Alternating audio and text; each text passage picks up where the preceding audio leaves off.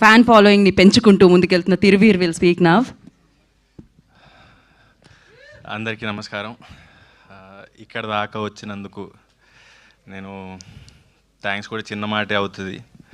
ఎక్కడ తుఫాన్ డిస్టర్బ్ చేస్తుందో అనుకున్నాను. కొంచెమా? ఓకే.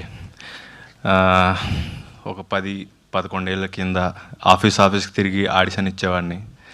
నాటకం చూసి కరుణ గారు నాకు పలాస ఇచ్చారు. ఆ ఆడిషన్ చూసే రూపక్ నన్ను పరిశ్రమలో క్యాస్ట్ చేశారు. ఈరోజు నేను ఒక కాల్ కూడా అందరికీ చేయాలి, ఓన్లీ మెసేజ్ పెడితే ఇంతమంది డైరెక్టర్స్ వచ్చారు.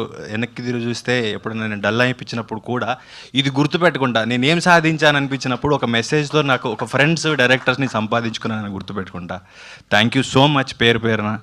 అండ్ కొత్త ప్రొడ్యూసరు, డెబ్యూటాంట్ డైరెక్టరు, చాలామంది యాక్టర్స్ కూడా ఫస్ట్ టైం యాక్ట్ చేస్తున్నారు. వీళ్ళందరికీ సపోర్ట్ చాలా అవసరం. ఆ ప్రొడ్యూసర్ నిలబడి ఇంకో సినిమా చేయాలంటే కూడా ఈ సినిమా ఆడడం చాలా అవసరం.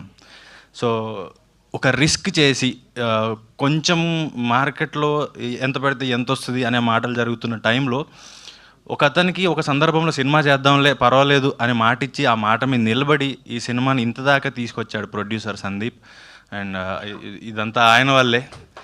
అండ్ ఈ సినిమా మేము ఎప్పుడు కూడా షూట్ చేసిన ఫీలింగ్ రాలా. అరకు వెళ్ళాము, 70-80 మంది అందరు కలిపి వెళ్ళిపోయాము, వంట చేసుకున్నారు, తిన్నారు, ఆడుకున్నారు, పాడుకున్నారు, సైట్ సీయింగ్కి వెళ్ళారు, షూటింగ్ అయిపోయింది, వచ్చాం.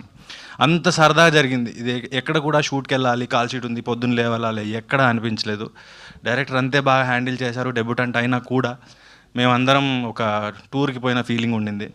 అండ్ ఈ సినిమా ఇప్పుడు ఏదైతే 7th వస్తుందో మీ అందరి సపోర్ట్తో ప్రొడ్యూసర్కి డబ్బులు వస్తే ఆయన ఇండస్ట్రీలో నిలబడి ఇంకొక ప్రొడ్యూసర్గా ఆయన కంటిన్యూగా సినిమాలు చేయాలి, ఇండస్ట్రీ బాగుండాలి, అందరికీ పని దొరకాలని కోరుకుంటున్నాను.